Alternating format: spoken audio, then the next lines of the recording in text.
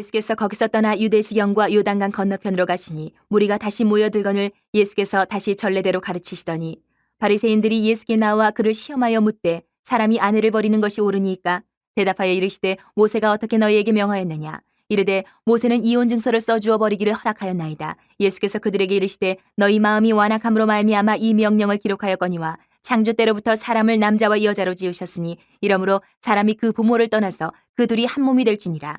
이러한즉 이제 둘이 아니요 한 몸이니 그러므로 하나님이 짝지어 주신 것을 사람이 나누지 못할지니라 하시더라. 집에서 제자들이 다시 이 일을 물으니 이르시되 누구든지 그 아내를 버리고 다른 데에 장가드는 자는 본처에게 간음을 행함이요 또 아내가 남편을 버리고 다른 데로 시집가면 간음을 행함이니라. 여러분, 사탄과 바리새인들은 예수님을 시험해서 넘어뜨리려고 합니다. 그리고 뿐만 아니고 파멸하려는 의도를 가지고 있어요. 그들의 술수를 보면 예수님을 대하는 그들의 그 술수를 보면 정말 간교합니다.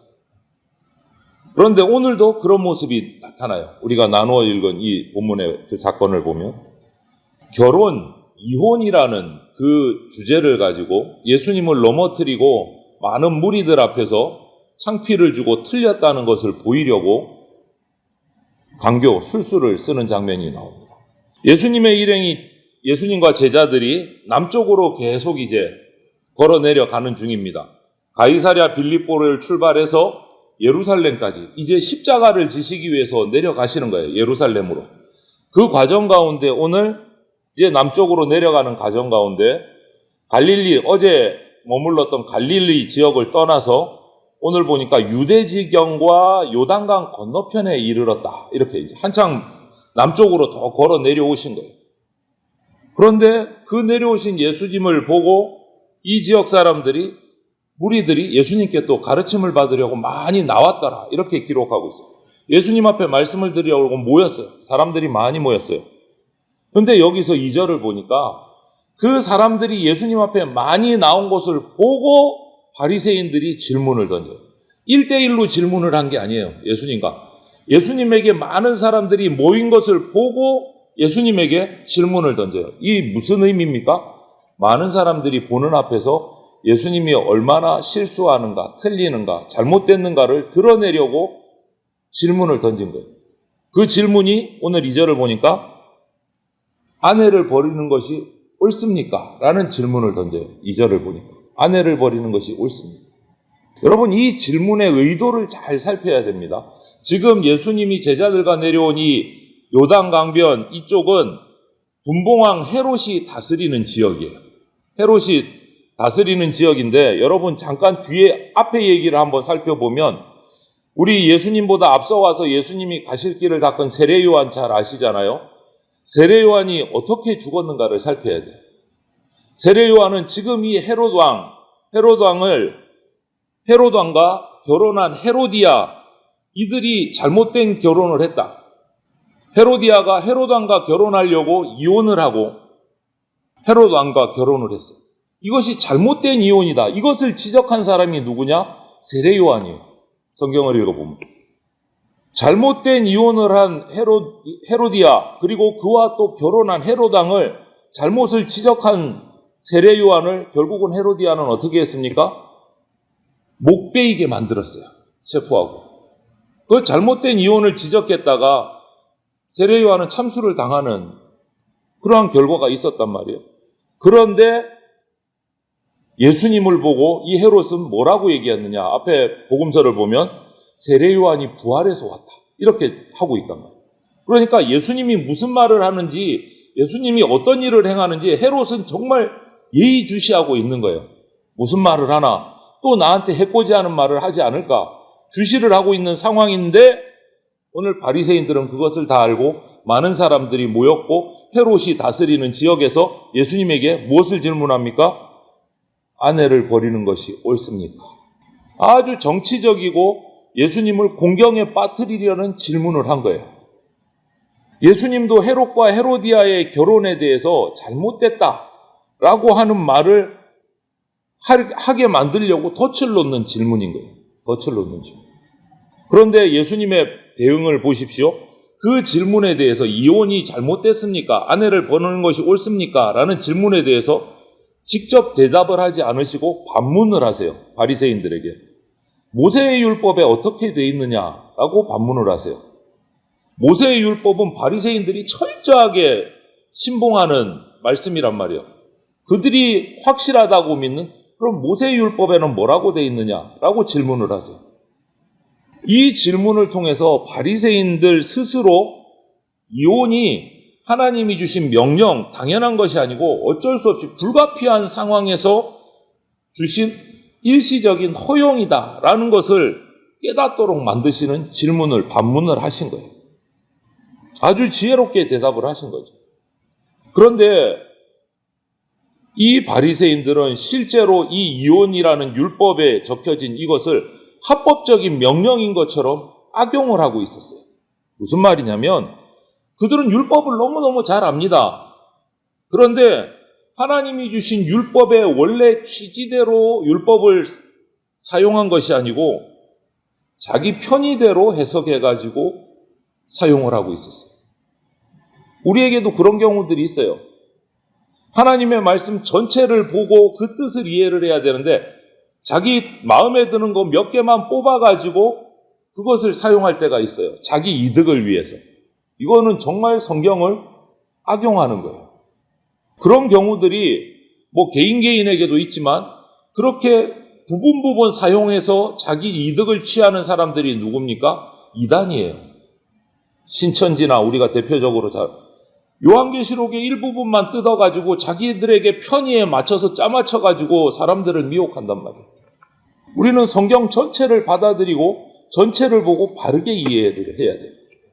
여러분, 이렇게 바리새인들은 예수님을 넘어뜨리려고, 시험하려고 아예 악한 마음을 품고 교만한 마음으로 오늘 이 아내를 버리는 것이 옳습니까? 라고 질문을 한 거예요.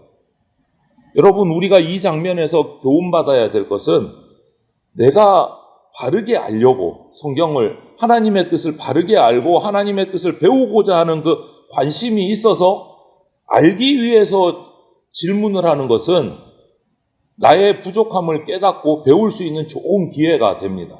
하지만 오만함, 교만함에서 나오는 예수님을 넘어뜨리려는 시험을 하는 질문은 우리를 진리로부터 더 멀어지게 만듭니다. 이거 우리가 깨달아야 돼요.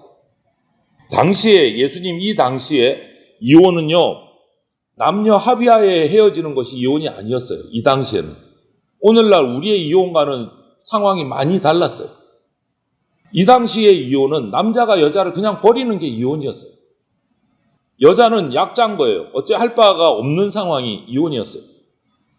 여성의 지위가 낮았기 때문에 많이 들어보셨죠? 그 당시에 모인 사람들의 숫자를 헤아리는데 어린아이와 여자는 숫자에 넣지도 않았어요.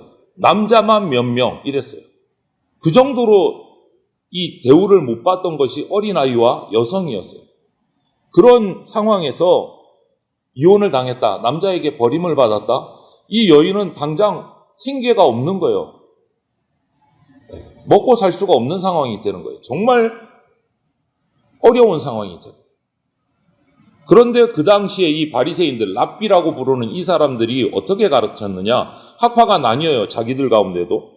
샴마이 학파에서는 정말 부끄러운 일, 가늠한 일이 아니면 이혼할 수 없다라고 가르친 반면에 힐렐 학파가 주 학파였어요. 가장 세력이 큰 바리새인 학파였는데 이 힐렐 학파에서는 아내가 남편을 위해서 식사 준비를 했잖아요. 떡을 굽고 빵을 굽다가 잘못해서 태우는 이 경우도 있잖아요. 이 사소한 일 때문에라도 아내를 버릴 수가 있다라고 가르쳤어요. 기가 막히지 않습니까? 그런데 그렇게 버릴 때 이혼 증서를 써주라. 이것이 신명기 규정인데 이것을 이렇게 짜맞춰가지고 하나님이 이혼은 남자 마음대로 할 수 있게 해주신 것이다. 이렇게 주장을 한 거예요. 완전히 엉뚱한 쪽으로 해석을 한 거죠. 자기 편의대로. 그렇기 때문에 이혼이라는 이들의 질문이 정말 예수님을 쓰러뜨리려는 시험하는 질문이라는 거죠.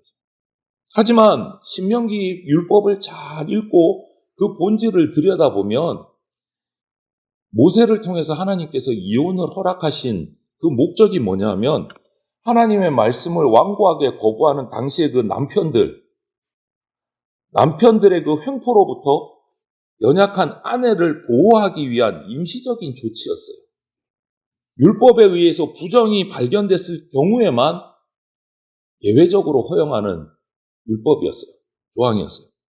그리고 그렇게 부정을 해서 헤어지더라도 헤어지는 아내에게 꼭 증서를, 이혼 증서를 써줘서 그가 나가서 다시 재혼을 하거나 생계를 이루어가는데 손가락질 받지 않도록 아내를 보호하고 이혼을 그렇게 쉽게 하지 않도록 남용을 막는 취지에서 정해주신 것이 신명기 하나님이 주신 율법의 이혼이었어요. 결코 결혼의 신성함을 무시하거나 부정하거나 양보한 게 아니었어요. 정말 어쩔 수 없이 남편의 그 폭력과 횡포로부터 여인을 보호하기 위한 조항이었단 말이죠. 그래서 예수님은 물으신 거예요. 모세의 율법에 어떻게 기록하고 있느냐라고 말씀하신 거예요. 모세의 율법. 이 말은 뭡니까? 진짜 율법의 원래 의미가 뭐냐? 똑바로 한번 들여다봐라. 이 말씀을 하신 거예요.